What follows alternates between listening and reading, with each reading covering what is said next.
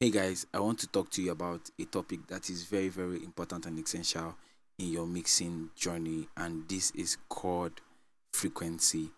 Now, the reason why I'm doing this is because I just realized that most of us don't really know what is frequency and how frequency works. So today we're going to be discussing frequency and how to use frequency. So I'm going to be using my notes for this because I had to do a little bit of writing. So first thing first, in music production, frequency is the vibration.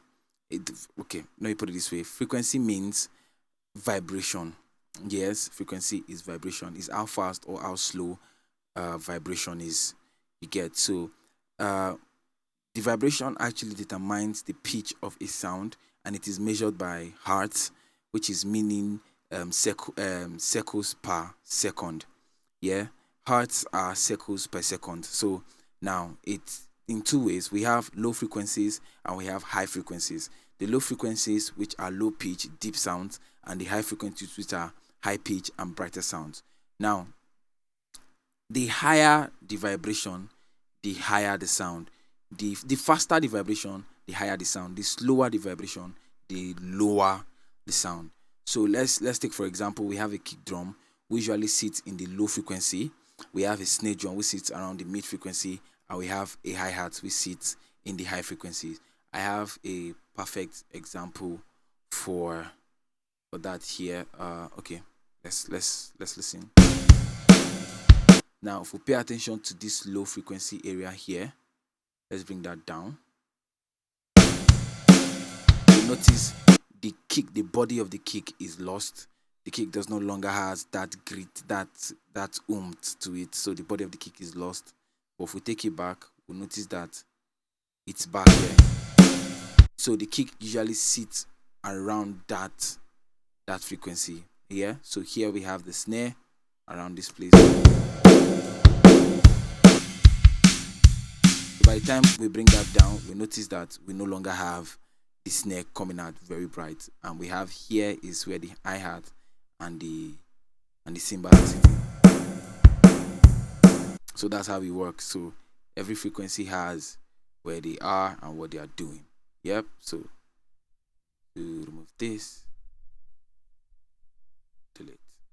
All right. So that's how frequency actually works. So if I want to bring this in basic frequency ranges in music production, we have the sub frequencies which I just displayed just now. We have the sub frequency which is from 20 hertz to 60 hertz. We have the low frequency which is from 60 hertz to 250 hertz. We have the low mid frequency which is from 250 hertz to 500 hertz. We have the mid frequency which is from 500 hertz to 2k hertz. We have the high mid frequency which is from 2k hertz to 6k hertz. Understand? We have the high frequency which is from 6k hertz to 20k hertz. Now, when it's below 1k, when it's from like 500 downward, from like 800 downwards, we call them hertz. From 1000 hertz up, we call it k. So let's say we have 1000 hertz. Instead of saying 1000 hertz, we say 1k hertz. You get? So it's just 1k hertz, 2k hertz, 3k hertz. So we get the logic now. So I'm going to explain these frequencies and how they work. So the sub frequencies from 20k hertz to 60k hertz is very deep and bassy. Yes, sorry, it's very deep and bassy. Felt more than hard, like it's the kind of frequency we found in our sub speakers and all. So they are found in 808, sub bars, and kick drums which are low, like sub drums. Now, too much can make a mix sound muddy or rumble, can make your mix sound unclear, and it's also going to make your mix sound rumbled. Yeah, so low frequency is body and warmth of sound. Body and warmth of sound. You want something to have more warmth, you want it to have body. It comes from the low frequency, which is from 60 to 50 to 250 hertz. Now, its body and the warmth of sound is found in bass guitar, kick drum, low piano notes, and too much can make your mix sound boomy. Yeah, it can make your mix sound boomy. It's going to be sounding boom, boom, boom. So let's take for instance, we have this. I'm using the drums for this because the drums have all of this stuff put together, and I don't really need to think too much or start looking for bass or something like that. So this is what I mean. So let's boost around 100 hertz. Let's see. Is 90. Okay, here's fine too. You see, boosting this too much can make your mix sound muddy and boomy, and cutting it too much can make your mix sound empty as well. So we want to make sure that we are dialing in the right space. Yeah, we want to make sure that we are dialing in the right space all the time. So low mid frequency from 250 to 500 hertz. It's what brings thickness to of instruments or to instruments, and too much can cause muddy mix. Also, too much of everything is actually bad. I used to say, or I've rightly said before, this is mixing is subjective. Mixing is creativity, is bringing that idea that you have in your mind to life. Is like how will I put it, it's like cooking, not cooking per se. It's how do I, it's like cooking because the ingredients of a meal was not made by you who is a mixing engineer most of the times. Now the ingredients of that particular song or project has already been created and made by a music producer. So your job as a mix engineer is to bring all of these elements and music and vocals and everything together to achieve a very bright and more accommodating mix. Yeah, so that's what you are trying to do. So too much of everything is bad. Too much sugar, they give diabetes. Too much sugar, they give diabetes, and it cause jelly jelly. So we don't want everything that is too much. It is nice, it is sweet, but we don't want it to be too much. Yeah, so we have from mid frequencies, which is from 500 hertz to 2K hertz, where most instruments and vocals sit, important for clarity and presences. The reason why vocals and the instrument that sits here are mainly pianos and guitars. Yeah, and if you have some trumpet and saxophones around the corner, they usually sit between this area. So it's where, if you need presence in something, if you want something to have presence, that is where they are from. And too much of this can make your mix sound boxy. Also, like I said, too much of everything is bad. Too much of this can make your mix sound boxy. So let's move straight to high mid frequencies from 2K to 6K hertz. It's where you have attack and intelligibility, if you know what that means. It's where we have the attack and the I would say that's where most of the information of everything that you want to do lies. That's where most of those informations are, and it helps vocals to cut through the mix. The recent video we just made is how to help your vocals to sit in the mix. So this is going to help your vocals to cut through. Too much can be bad, can make your mix to sound harsh, and it will be hurting your ears. Yeah. So if we're applying DSRs to our vocals, this is where we actually want our DSRs to be, taming those peaks and those resonances that are actually bad. So high frequencies, which from the 6K hertz to 20K hertz, they are where we have brightness, air, and sparkles.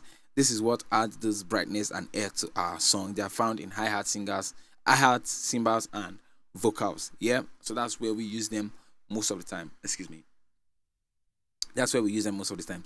So why is frequency very, very important in music production? Why do we need to understand frequency? Now, understanding frequency will help you EQ your instrument properly. Understanding frequency is going to help you to EQ your instrument properly. It's going to help you avoid harsh clashes or frequency clashes. Let me use that word, frequency clashes. It's going to help you to avoid frequency clashes. It's going to help you create a clear mix. It's going to help you to create a clear mix where you have everything loud and still present in the mix. It's going to help you to balance the bars, the mids, and the highs, and give you that definition that you want your music to have. It's going to help your vocals to sit well in the mix. So that's why we do all of this. That's why frequency is very, very, very, very, very, very important. Now, let's take, for instance, we have the kick and the bars and the snare, and they are all sitting in the same frequency. The mix will sound muddy. And what we actually do is to find a way to use our EQ, like the one that I have here, Shape It EQ from Soundly, to separate those frequencies and create clarity in that mix. Yeah, so that's what we need it for. So, simple example, again, let's say we have kick from 50 to 800 hertz. We have that's where it's supposed to be, around there. So the bars from 80 to 150 hertz, vocal presence from 2K to 5K, hi-hats from 8K to 12K. Simple, like that. You have a clear mix. Yeah. So how do I show you this? Okay, I'm coming. Let's do this. let's do this, do this, do this. I wanted to play a song, but I don't think that is going to be necessary. Now we are looking at our kick is coming from here down to this part. Now, disclaimer: there is what we call uh, kick in and kick out. So this is not the complete kick, but try your best and just pay attention. You are going to be hearing the the attack of the kick around this high mid, the attack of the kick, the bite of that kick around this high mid. It is needed to, because the kick is not just build up of, it's not just a build up of just um, low frequencies alone. It has a little bit of high end informations embedded in it. So we need to make sure that that is also clear. So frequency is the position of a sound in the spectrum. So I used to say this: picture it like you have a room, and in your room you have your bed. In your room you have your bed. You have your you have your TVs.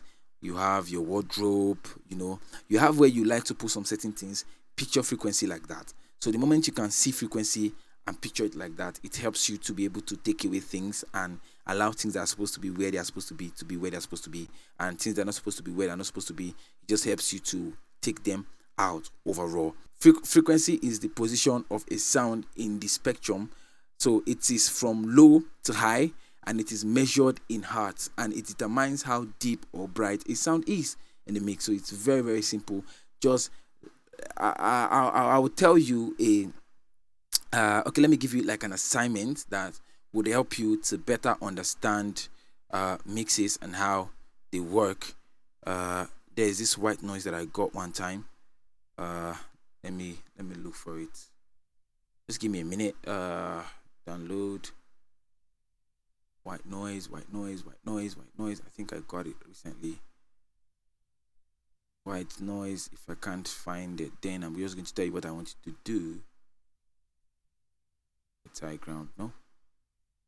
JJ Marcus. White noise. Searchlight episode. Okay. I don't think I still have that white noise here. So, but this is what I want you to do. Yeah, you can either use your vocals, you can use an instrument, or you can use a white noise. Let's say I have this drum here. So this is an assignment. You can practice this to help you build your ear and help you understand how this works better.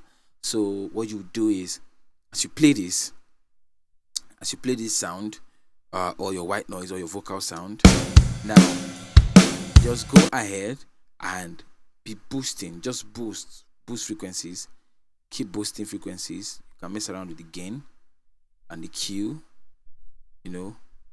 Decrease the Q, however you want to do it. So this is what you do. You boost. You can write down everything that you noticed from the boost, and you can also write down everything you noticed from the cut. So at that way, you can be able to understand what it does when you boost and what happens when you cut. So with that, you can be able to help train your ears on how to better understand frequencies and how they work. So if you do this, practice this for a minimum of 3-4 weeks, 2 months max, you should be able to understand how frequency works and how to mix better. So practice this. Practice makes perfect. Practice makes perfect. Yeah, I think I got that adage right. So just keep practicing, keep understanding how this thing works, and with time you're going to be the guru at it. So God bless you.